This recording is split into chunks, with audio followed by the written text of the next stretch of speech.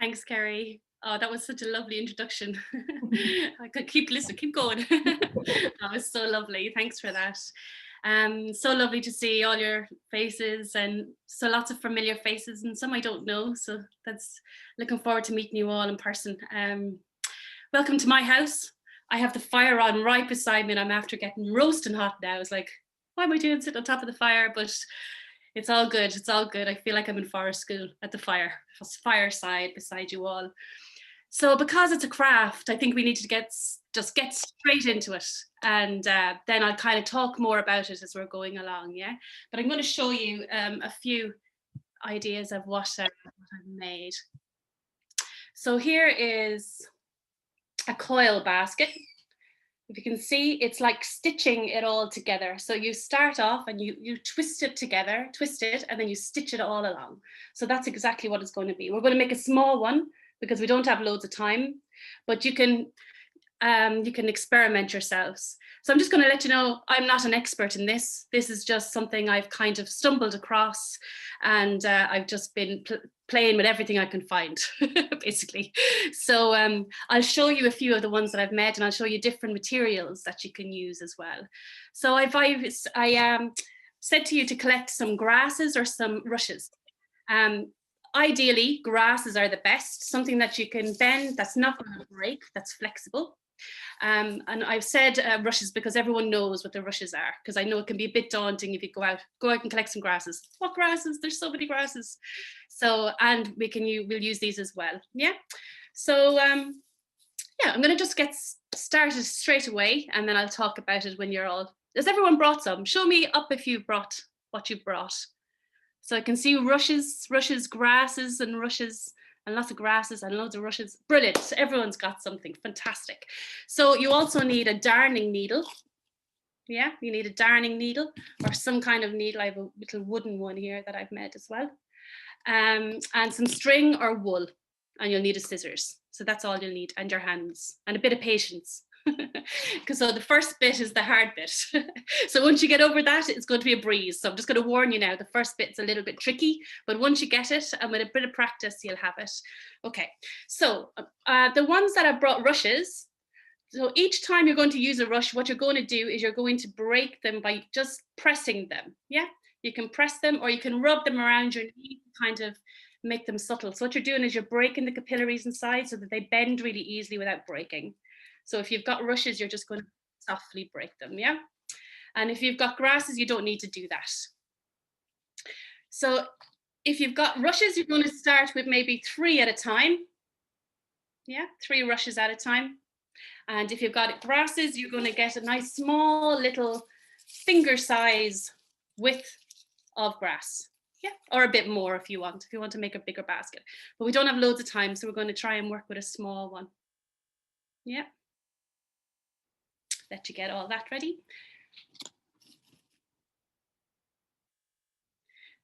Yeah, and then we need to thread our needle as well. So a nice long bit of thread.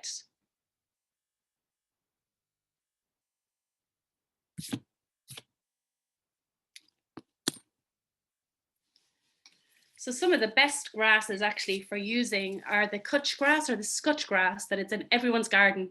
The gardeners the gardeners hate it, but it's the best thing for using for coil. One of them anyway. It just bends so easy. Okay, so we all got our string ready and our needle ready and our bits ready? Yeah.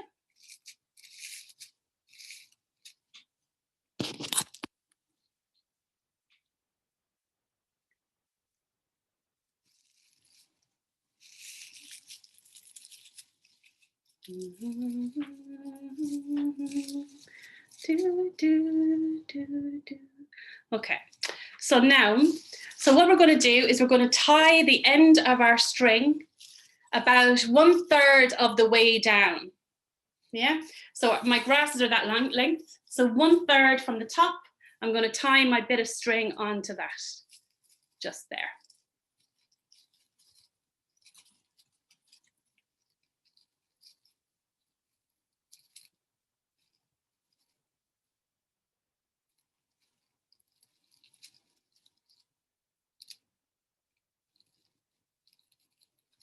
And it's the same with the rushes. So 1/3 of the way down, just tie it on. Yep. Lovely to see you all busy away, working away, busy little bees.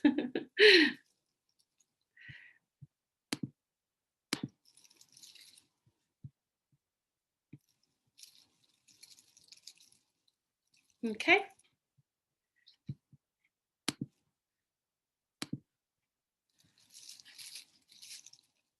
I wonder, am I on speaker view? Just because we might get up close now. I'm not sure. Everybody has to do that themselves. Yes, on the right hand, in the top right hand corner, you can choose your view, and speaker view makes Carol big and us small. Okay. And then you can see really close up to what I'm doing.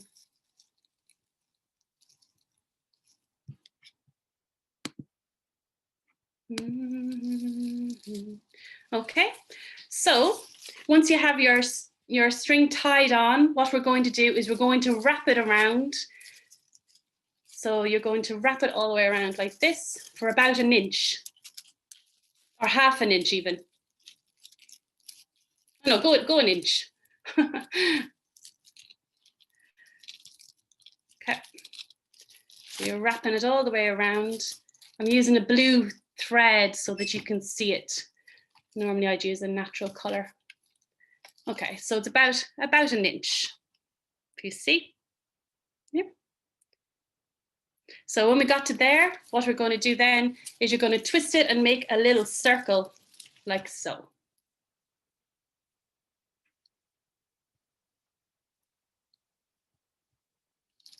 Yeah, and once we got to that bit, we're going to string all of it together and go around twice like that. Yeah.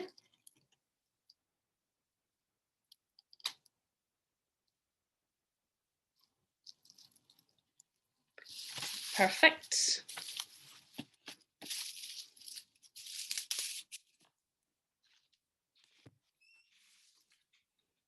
Okay, so now we mostly got to that part, yeah? So now what we're going to do is we're going to twist the grasses that are left out. So you're going to twist them each time. So you're twisting it and then you're turning your circle. So what you're going to do is you're going to coil your grasses around that circle and you're going to stitch it on each time. Okay, so you have your needle on the end of the string. So that's going in through the circle that you created, in through that circle, and around your twisted grasses or rushes on the top. Yeah? Can everyone see what I'm doing there?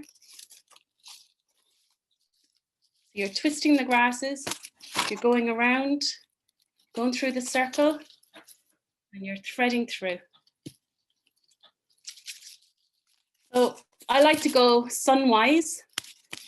In Irish folklore, you would be blessing somebody by going sunwise or clockwise, and you'd be cursing if you went the wrong way. So we don't want to do that.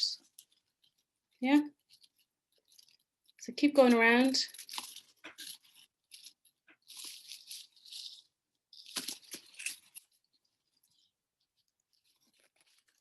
The more stitches you get on this one is good. It means for a tighter weave later on.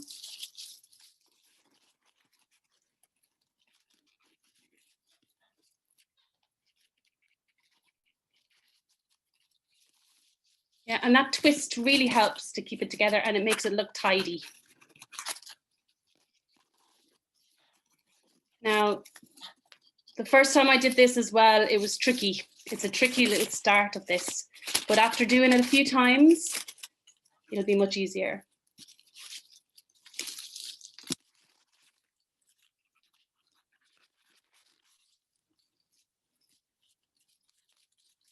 I have grasses all over my computer. Yeah. How are we getting on? See you all working away, so that's a good sign. Good sign.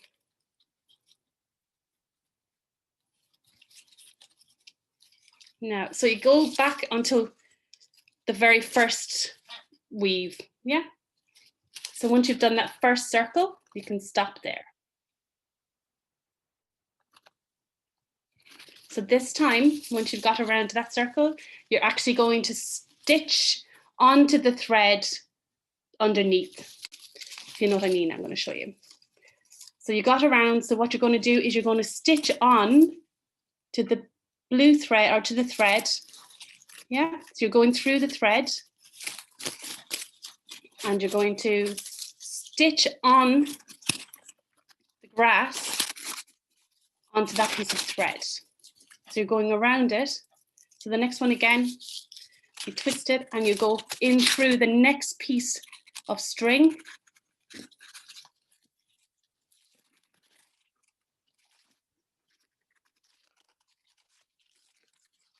Yeah.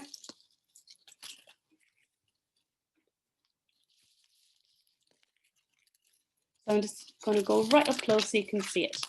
So this is the next piece, this is the next string on mine.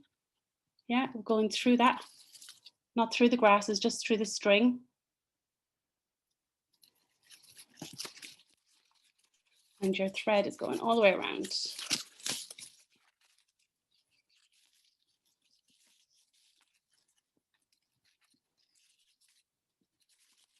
Yeah, does that make sense? It's hard. I've never done a craft on Zoom before. So I hope it makes sense for you guys. So you're just going to keep going around. You're going to keep stitching around and following it around. Does anyone want to lift up theirs where they are? Show me where you're at. Oh yeah, you're getting it. Ah, brilliant. Yay. Okay, good. Good. So I'm happy now. That's good. You're all getting it. Fantastic. Okay, so keep just going with that. That's what you keep doing. And then when we get to the end, I'll show you how to add on.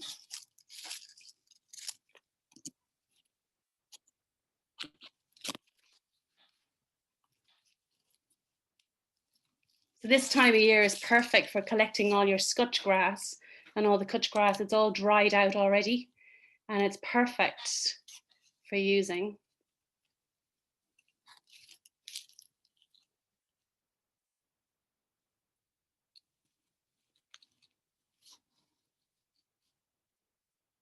Great.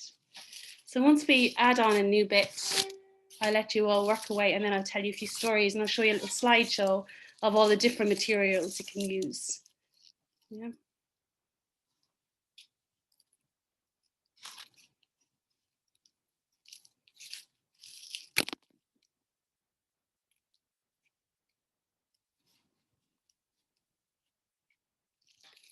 Okay, so I'm going to just show you how to add on a new piece of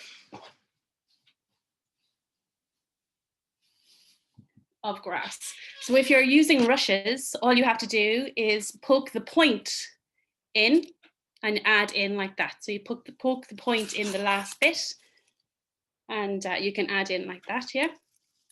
And with grasses, what you do is you get a little bunch, break off the end so you have a bit of, so that they're all together mostly. And then you open up the threads that the grasses that you've got there and you put them in the middle and you just wrap them and then you twist them and it just stays there. And you just keep twisting it and it'll stay on. Yeah.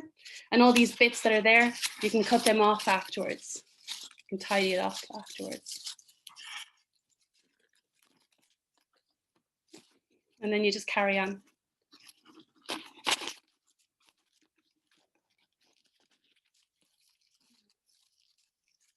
Great. We're all busy away. It's great. I might tell you a little story then, since so there's plenty of stories about weaving. There's one lovely story from the White Apache Mountains, and in the mountains is a cave, and in that cave is an old woman, and she has the lesson for teaching us how to cope with chaos. And in that cave, she has two very important jobs. One of them is to weave the fabric of existence. And on her loom, she has a most beautiful design of all the animals and all the birds and all the plants that ever existed on the planet. And in a most beautiful, intricate design, so beautiful, all the colors and gold and silver and luminous colors and colors that we can't even see, the ones that only the insects can see. And she weaves and she weaves, and she spent, we don't know how long, weaving on this material, all her life. And longer than any of us have been alive. And her other job was to go to the back of the cave and to stir a big pot of soup. And in that pot of soup was all the roots and seeds and plants of the earth. And her job is to keep them cooking without burning. And she goes and she stirs the pot. But she's not alone in that cave. And when she leaves her weaving to go down to the back of the cave to stir her soup, a big black dog wakes up. And he goes over to her weave and he starts to pull at all the threads that are hanging loose from the back. And he pulls and he pulls and he pulls all the threads, and the weave falls down on the ground and lies down there in ruins. And as the old woman comes back down to her weave again, she sees it in complete chaos. And she picks it up off the ground. And all of a sudden, she sees a new image of what this weave could be, one that she had never imagined before, one more beautiful than she had even thought of. And straight away, her fingers start to work, and she forgets about the damage that the dog has done. And this is how she teaches how to deal with chaos, to learn from it, and to see what weaving can come from it next. So I've just got to the end of my string. I'm just going to show you how to tie on a new string on it, okay? So if you're tying on a new one, make sure the knot is really close to the weave. So you're going to tie on a piece of string and it's going right down close to the weave. A couple of double knots on it. Yeah. And it's a good idea to cut off the little strings from that now, because later on that can get caught in your weave.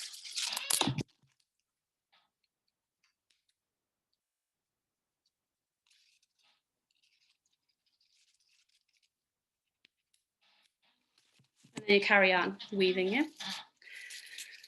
So that story, we have our own bit of a weaving story in Ireland with Anya of Lochgar, the Queen of Heaven, the Irish Queen of Heaven, she was known as. And or Anya na Clár, as she was known, Anya, bright Anya of the light. And Lochgar is believed to have covered an ancient city at the time of the flood and left the lake there on top of the city. And underneath the lake, in the middle of the city, was a villa tree, a very special old tree. And now they say, still today, every 7 years, the lake disappears and the villa tree can be seen. And one day there was a man going past on his horse, and it happened to be on that 7th year. And the lake disappeared and he saw the giant villa tree. And covering the villa tree was a green cloth, woven cloth.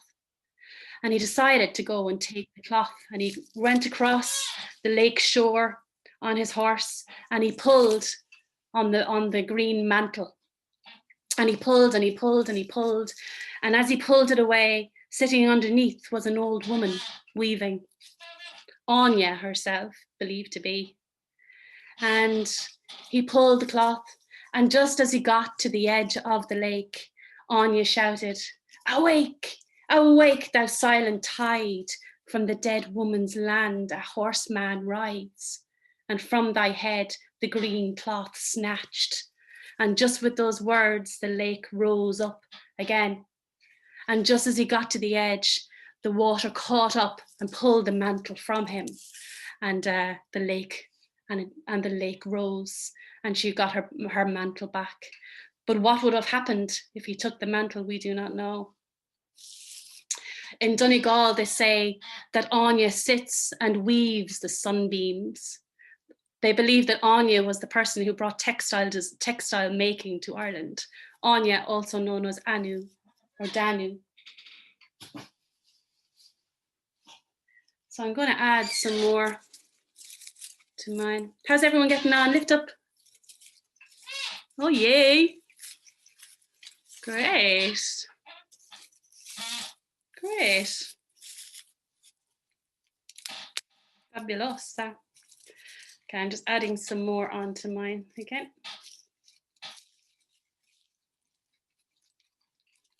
Of course, in Ireland, it was traditional to use straw for coil make, and I'll talk more about that in a minute.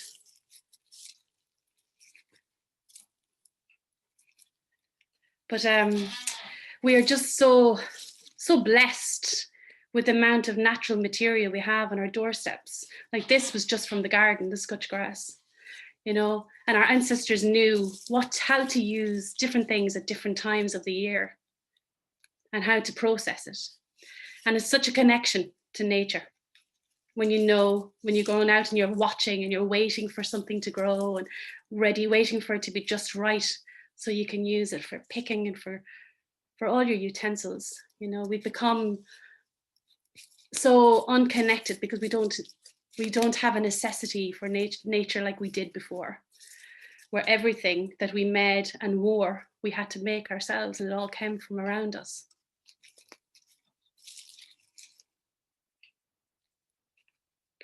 So time is flying. I'm going to put on a screen share and I'm going to show you some of the slides of different baskets you can make with different materials. Yeah.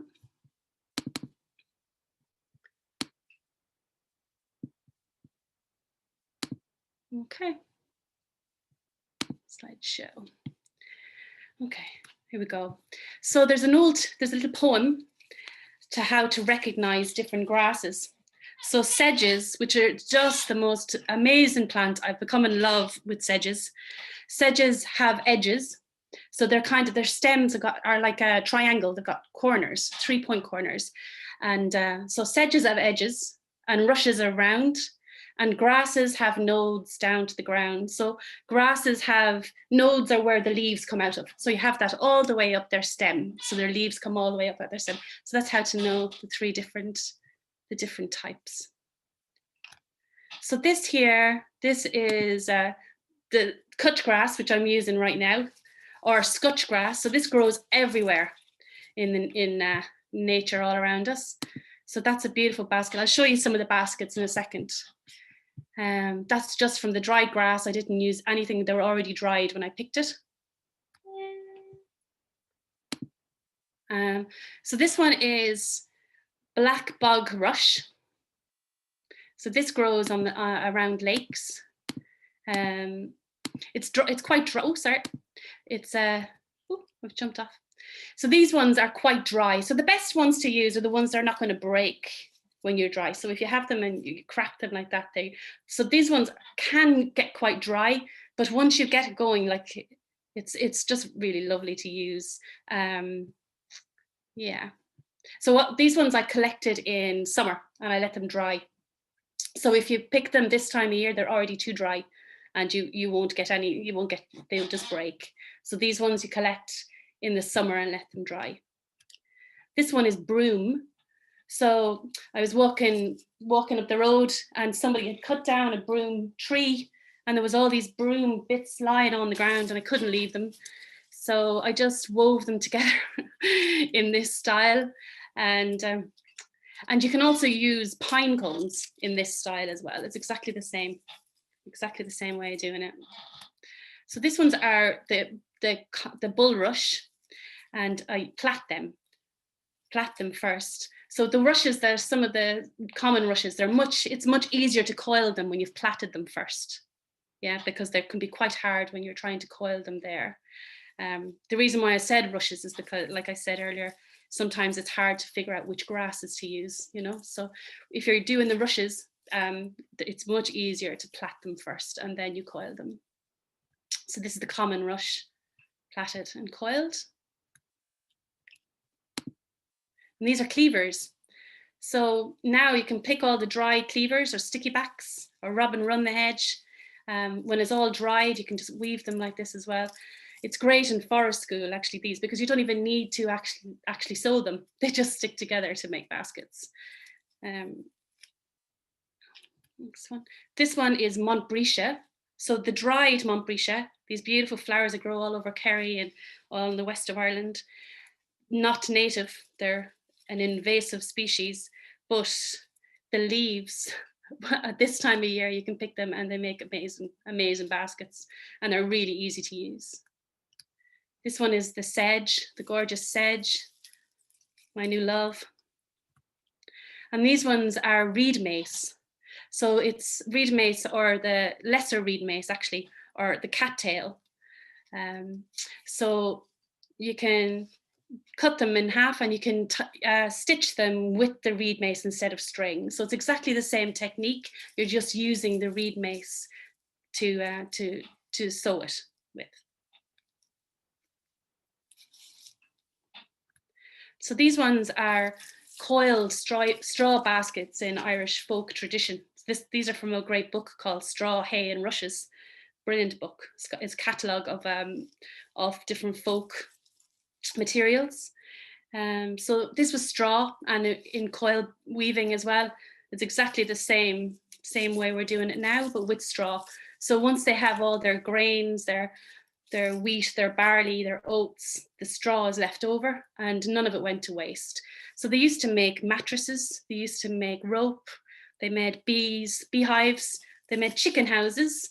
They'd bring their chickens into the house and have them hanging up on the roof in a little basket, something similar to this, and amazing chairs. I'd love a chair like this, like how strong that is there to sit on a chair like that. Yeah, so everything was used. Unfortunately, don't see this very much anymore. With the straw, we have a lack of straw now for not growing so much grains. I suppose over in the east of the country, you'd have more than you would here. So there's still examples of this in the Folk Museum in Mayo. So some of the protected grasses, so anything that grows on sand dunes, they're protected. So you're not allowed by law to pick them, especially the mirum grass, because you're taking them from the sand dunes. It causes changes in the dunes. So they protect the dunes from disappearing.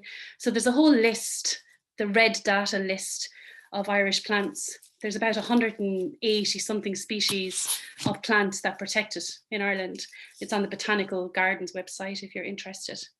It's always good to know, especially when you're experimenting with lots of different plants.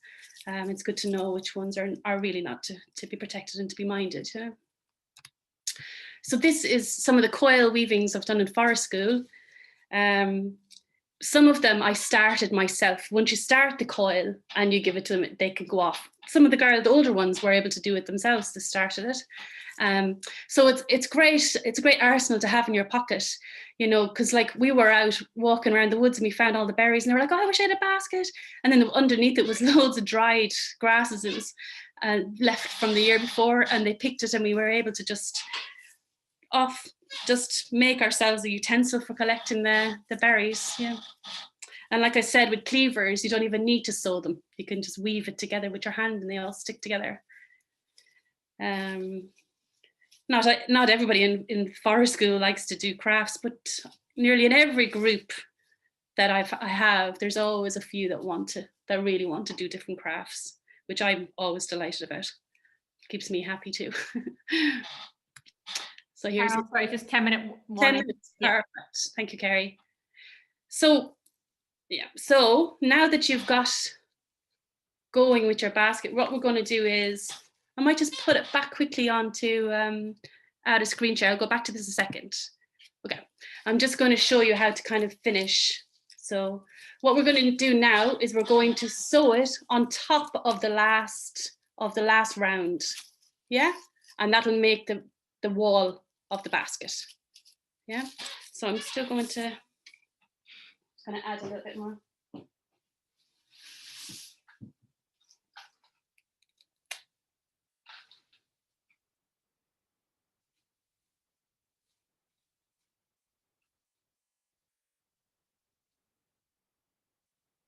Okay, so I've just added a little bit more onto mine. So now we're just going to go on weave on top of it.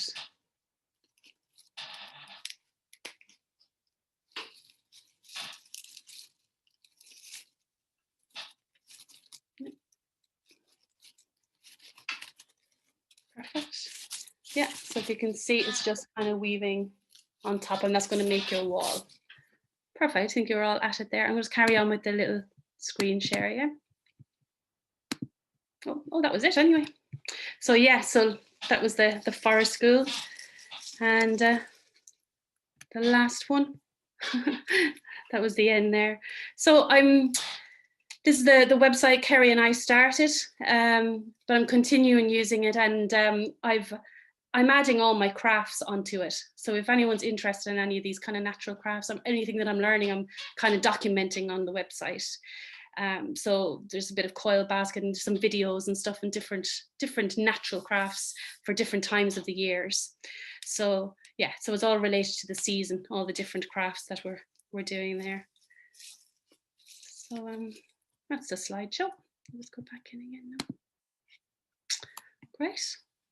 I'm going to get some more thread on mine. There's some of you are still weaving, so that's a great side.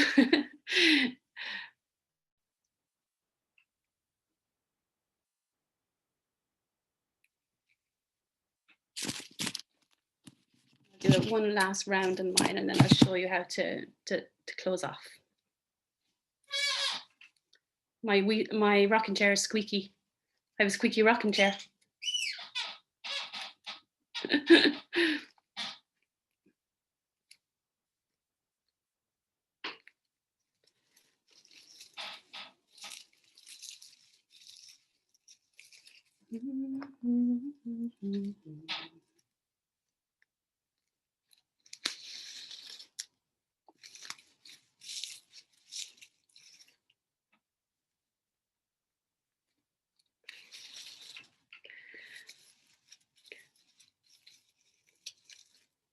Yeah, I kind of started making a pact with myself that I was going to try and make everything I needed from now on. And it's going well since the shops aren't open anyway. But just like, things like for baskets and all that kind of stuff, and started making a few rugs and mats as well out of grasses and rushes. We've almost become lazy as people, haven't we? Like everything is just easy to get, where everything before took time and everything was precious then because we're after making it.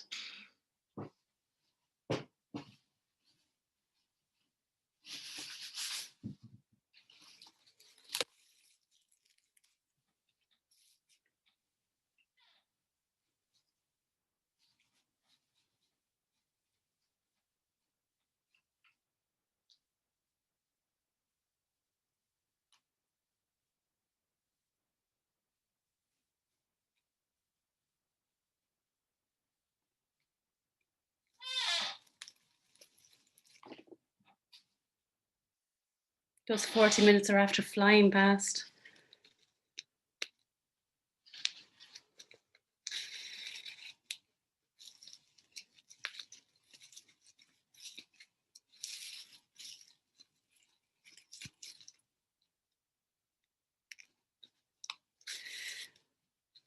My grandmother was a flax weaver and a linen maker up in Belfast, and her mother as well. So something else I'd love to try.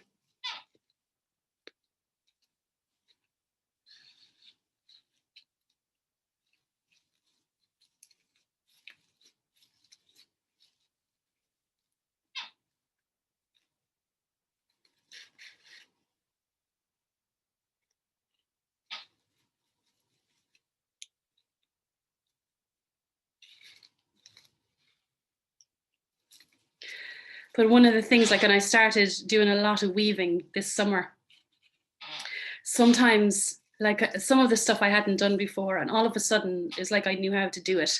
I feel like sometimes it's in our DNA for as humans. It's just something that's so there for so long. Since humans were alive, they knew how to weave something together for keeping warm, for carrying their berries, whatever it was. It's just something that's there within us. It's just remembering it.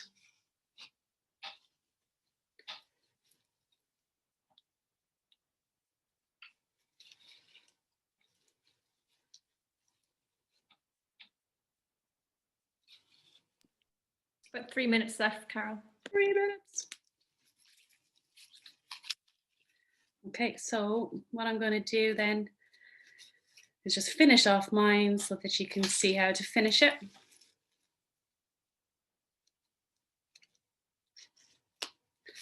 So I'm just going to cut a bit.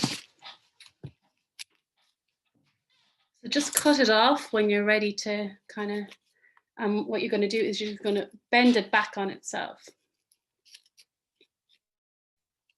The end. And twist it. Or you could just sew it all the way to the end, twist it all the way to the end of what you've cut.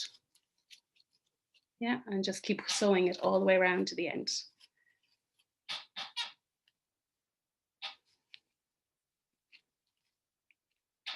And then when you've got to the end,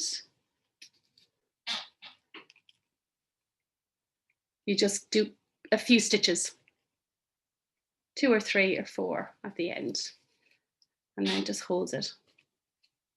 And you do a knot, and then yeah, and then you just cut off all the little scraggly bits to tidy it up. And a very small little weavy basket.